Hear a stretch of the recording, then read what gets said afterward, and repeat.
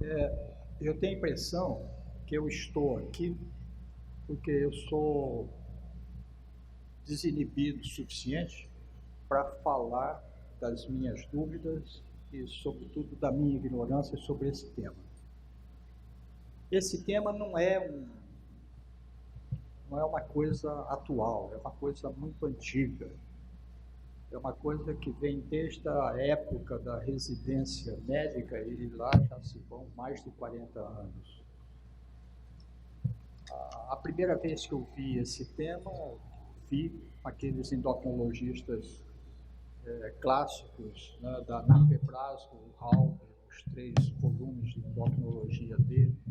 Depois fui vendo também esse tema com os autores clássicos, sobretudo com o Ien, querendo sempre entender alguma coisa de melatonina.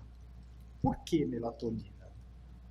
Porque a melatonina é produzida pela pineal e a pineal é um sistema neuroendócrino. É um sistema neuroendócrino como é, por exemplo, o eixo hipotálamo-hipofisário. Você tem uma neurosecreção e dessa neurosecreção você age numa glândula, na hipófise, e essa glândula é capaz de interferir na ovulação, é capaz de anovular, fazer o ovário policístico, fazer as hiperplasias endometriais, as doenças estrogênio dependentes e tudo mais. E a melatonina mexia com a pineal. E a pineal, de que maneira essa droga, melatonina, é capaz de agir no tronco encefálico, que nós vamos ver aqui. Então, a primeira coisa que a gente poderia dizer é isso aqui. Nós sabemos hoje que a melatonina é a N-acetil-5-metoxtriptamina. E a síntese dela, embora ela tenha 2 anéis fenólicos na fórmula, né?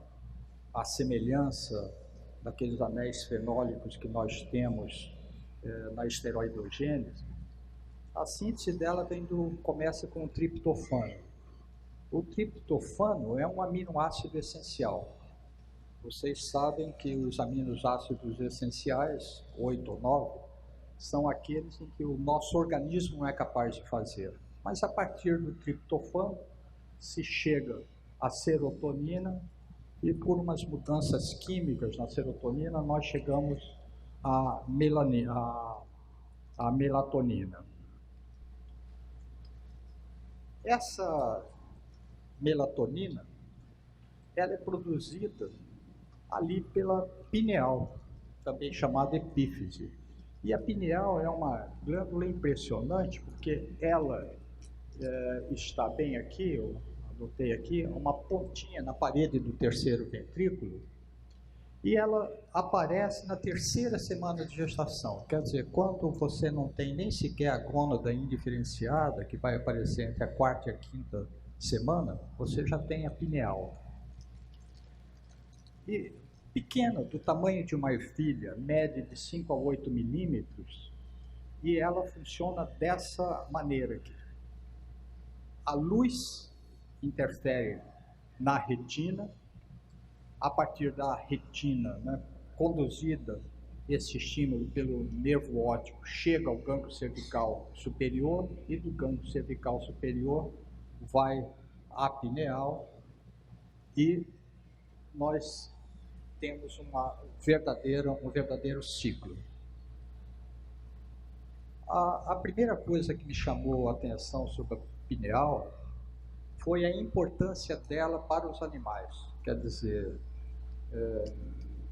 quem cuida de etologia, quem estuda fisiologia comparada humana com os animais, percebe uma coisa: as aves, elas no escuro, quando o período, o meio ambiente está escuro, a pineal sinaliza.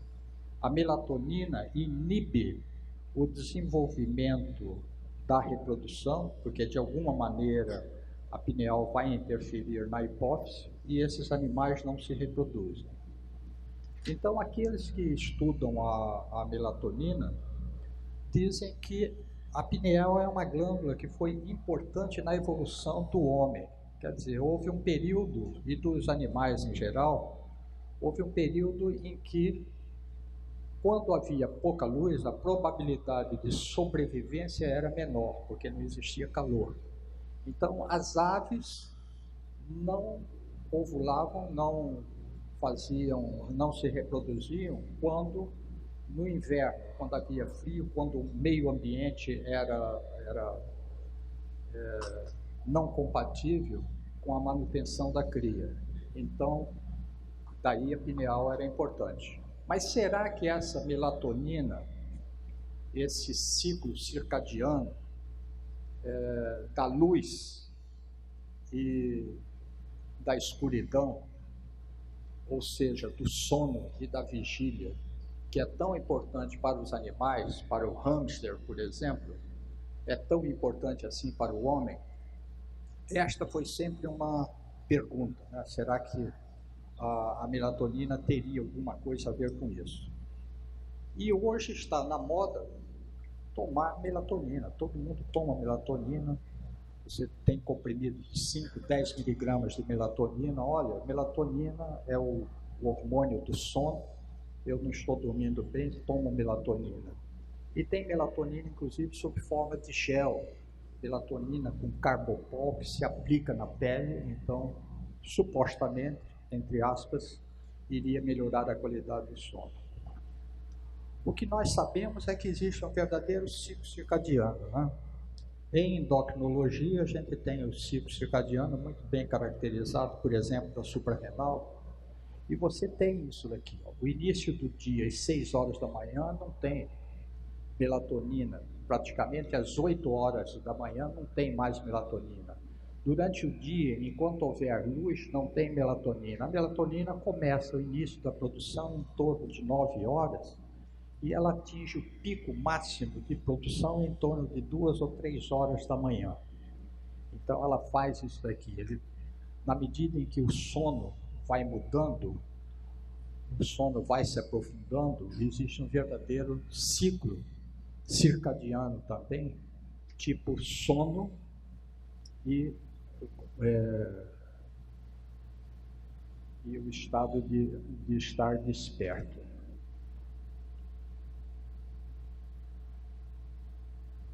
O problema é o seguinte: por que nós dormimos? Até hoje não se sabe bem, existem teorias para tentar explicar por que nós dormimos. É porque a gente está cansado, porque é necessário que haja de alguma forma a detoxicação de alguma coisa que a gente acumula durante o dia e que durante a noite a gente detoxica. Isso é uma das teorias mais antigas e hoje se diz que a vigília, enquanto você está acordado, na realidade você acumula adenosina e a adenosina vai te dando um cansaço, te dá uma sensação de entorpecimento, e quando você tem o sono, você praticamente detoxica, tira o excesso de adenosina, porque esse excesso de GABA, ácido gama-aminobutírico, que é produzido durante o dia, ele bloqueia o centro da vigília e leva ao sono, produzido durante a noite. E a pineal, então, produz melatonina. Quer dizer, melatonina é importante para a vida. Será que é importante mesmo? Nós sabemos que a quantidade de melatonina, ela muda de acordo com o ciclo da vida. Um homem, na minha idade, tem uma melatonina num nível muito ruim, muito baixo. Então, eu tenho que ter uma qualidade de sono, teoricamente, pior. Na infância, a melatonina é mais alta, no adulto tem uma determinada quantidade e estima-se que a pineal produza alguma coisa em torno de 1 miligrama, né, em 24 horas de melatonina. Quando o o estímulo luminoso chega, na realidade ativa o sistema nervoso, e aí eu estou falando do tronco cerebral. No tronco cerebral, que a gente fala tronco cerebral como se fosse um suporte. O tronco cerebral é apenas extensão do cérebro, ele tem muito mais funções do que simplesmente ser um suporte. E ali ele mexe aqui, ó, nesse ponto aqui, e vai desativando alguma coisa que permite o sono. E mexe também, de alguma maneira, com áreas do encéfalo, por exemplo, do córtex motor, que faz com que o indivíduo, sobretudo no sono profundo, ele tenha um estado de relaxamento muito maior, e a partir de um determinado momento, ele começa a sonhar. Então, você não tem um sono que é importante para detoxicação daquela adenosina, sem necessariamente sonhar. Algumas experiências diziam o seguinte: o sonho é absolutamente essencial à vida. Sem sonho, em 4 ou 5 dias, sem sonho, você faz um quadro psiquiátrico sério. E os estudos atuais mostram que a mudança do padrão sono-vigília, ele é importante também nos casos de depressão, nos casos de psicose maníaco-depressiva, que hoje é o distúrbio bipolar, nos quadros psiquiátricos. Então, nós temos estudos neurológicos em que você muda isso, e teoricamente tem até tratamento dessas entidades por sono. Esse é o esquema clássico do ciclo do sono. Quer dizer, o indivíduo está aqui, desperto, ele aprofunda no sono, fica bem profundo, chega no estágio 4, ele começa a superficializar, ele superficializa.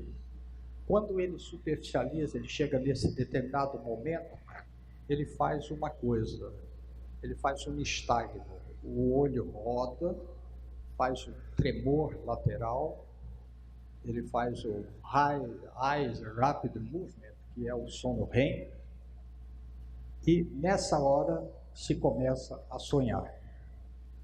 Isto foi determinado e se conseguiu fazer uma coisa também. No momento em que o indivíduo começa a sonhar, que está nessa fase vermelha aqui, se toca uma campainha. E aí acorda o indivíduo que estava aqui, ele sobe lá para cima, ele deixa de sonhar. Depois de 4 ou 5 dias, ele faz um cansaço de tal forma intenso, físico, que ele vai e faz um sono profundo e deixa de sonhar. Até há pouco tempo atrás a gente dizia, e aí você não sonha. Não, sonha sim. Isso significa que existe algum sonho em que esse padrão muda. Isso é excepcional, mas pode acontecer. E você tem durante a noite esse ciclo aqui, quer dizer, depois que você faz um sonho curto, você aprofunda novamente, depois começa a superficializar, sonha novamente, aprofunda novamente, vai. E geralmente o sonho de que você se lembra está bem aqui, nesses últimos sonhos. Em média, o indivíduo dorme e sonha 20% do tempo que dorme. E o curioso é que quando se priva o indivíduo do sonho, tocando-se aquela campainha por métodos eletrônicos, lá pelas tantas, ele começa a sonhar e ele recupera o sonho perdido. Em vez de ele sonhar 20%, ele sonha 30%, 35% até conseguir fazer aquilo. E a interpretação disso daqui começa com Freud. Quer dizer, Freud, você sonha, você tem às vezes manifestações do id, daquilo que vem, passa pelo superego e às vezes é um pesadelo. e você está transando com a sua irmã ou com a sua mãe, que a mãe vira a rainha e a irmã vira uma princesa, de alguma maneira, quer dizer, essa é a interpretação psicanalítica. Mas a interpretação fisiológica propriamente é que você precisa do sonho. E isso daqui dá uma ideia de como acontece o sono REM. O sono REM é o sonho daquele em que você sonha, geralmente na fase mais tardia da noite. O fotoperiodismo é aquela situação em que eu disse, dos animais, né, que funcionam, reprodução, quando existe luz. E a melatonina e o sonho, na infância, no adulto e na senilidade, muda. Melatonina cai. Se eu for confiar nas dosagens, quem precisa mais de melatonina é a mulher depois da menopausa. E aí eu quero saber o que há de concreto nisso. Eu consigo ter as mesmas conclusões de 10 ou 15 anos atrás. Mesmo numa edição recente do IEM, ele diz assim, não há evidência de que a pineal interfira na puberdade e na reprodução, como acontece, por exemplo, no hamster e na ovelha. E isto é uma conclusão recente. A gente sabe que, de alguma maneira, o sono e o sonho mexem com o ciclo, né, de produção hormonal, mas você não tem evidências de que isso seja realmente importante para a espécie humana. Talvez tenha sido importante no período pré-histórico, e hoje, com a evolução, com a antropologia, isso já não é mais tão importante quanto antes. E uma última curiosidade. A pineal, que produz a melatonina, ela se calcifica em torno de 30 anos de idade. E ao se calcificar, não sei se o Mário se lembra do saudoso Pedro Brito Pereira, ele dizia, Descartes dizia que isto, a pineal era a sede da alma. E se de fato for a sede da alma, aos 30 anos nós podemos radiografar a alma. Muito obrigado. Vocês viram? Não consegui nada. Fiz um romance, falei de uma história, mas se eu apertar, estou com tantas dúvidas quanto 10 ou 15 anos atrás.